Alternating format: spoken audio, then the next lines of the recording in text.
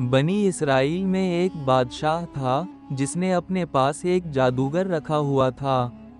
جب جادوگر بوڑھا ہو گیا تو اس نے بادشاہ سے کہا کہ مجھے ایک سمجھدار لڑکا دیجیے جسے میں اپنا تمام عمل سکھا دوں تاکہ وہ میرے بعد تیرے کام آ سکے۔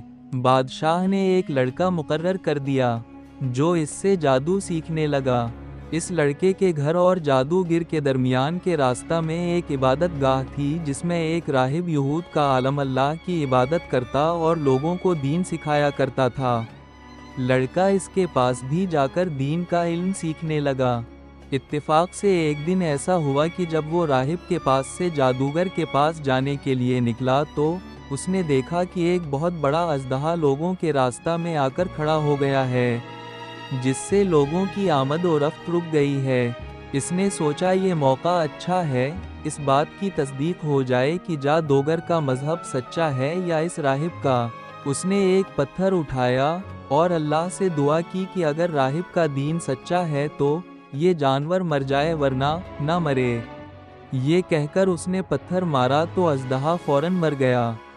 لوگوں نے یہ دیکھ کر لڑکے کے علم کا اعتراف کر لیا۔ ایک اندھا اس کے پاس آیا اور کہا کہ اگر تو اپنے اسی علم کی بدولت میری بینائی لوٹا دے تو میں تجھے اپنی ساری دولت دے دوں گا۔ لڑکے نے کہا کہ مجھے تم سے کوئی انعام نہیں چاہیے، یہ تو اللہ تعالیٰ کی طرف سے ہے۔ ہاں، اگر تمہاری بینائی لوٹ آئی تو کیا تم اللہ پر ایمان لے آؤ گے؟ اس نے کہا جی ہاں۔ چنانچہ لڑکے نے دعا کی اور اللہ تعالیٰ نے اس کی بینائی لوٹا دی تو وہ ایمان لے آیا۔ جب بادشاہ کو اس بات کی خبر ہوئی تو اس نے راہب، لڑکے اور سابق نابینا کو اپنے دربار میں بلوایا اور کہا کہ کیا میرے علاوہ بھی تمہارا کوئی رب ہے؟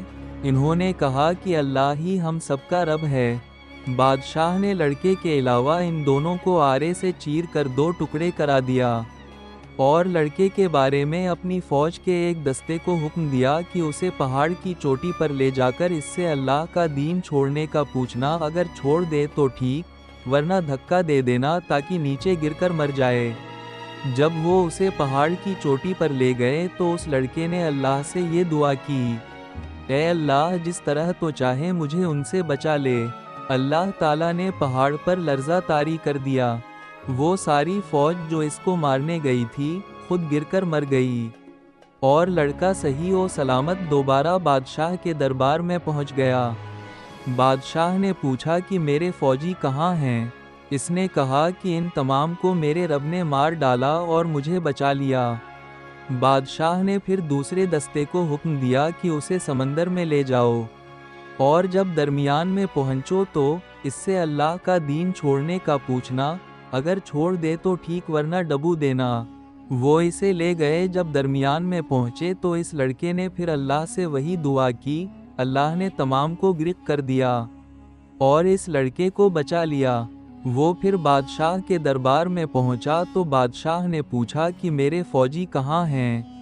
اس نے پھر وہی جواب دیا اور کہا کہ اگر تو مجھے مارنا چاہتا ہے تو اس کا طریقہ یہ ہے کہ ایک بہت بڑے میدان میں تمام رعایا کو جمع کر اور میرے ترکش میں سے ایک تیر نکال کر میری کمان میں لگا کر یہ کلمات پڑھ، اللہ کے نام کے ساتھ میں تیر چلاتا ہوں جو اس لڑکے کا رب ہے، پڑھ کر مجھ پر تیر پھینک، میں مر جاؤں گا۔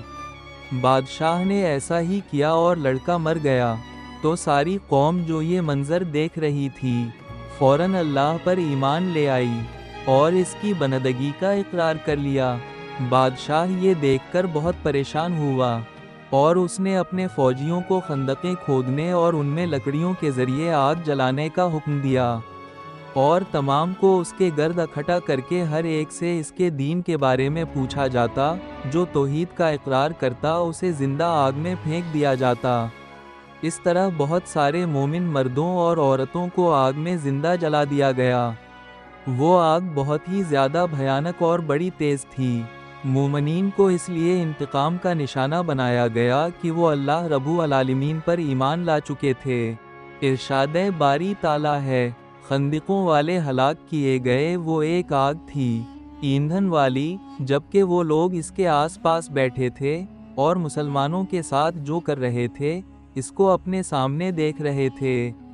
یہ لوگ ان مسلمانوں کے کسی اور گناہ کا بدلہ نہیں لے رہے تھے سوائے اس کے کہ وہ اللہ غالب لائق حمد کی ذات پر ایمان لائے تھے جو آسمان و زمین کا مالک ہے، اور اللہ تعالیٰ کے سامنے ہے ہر چیز۔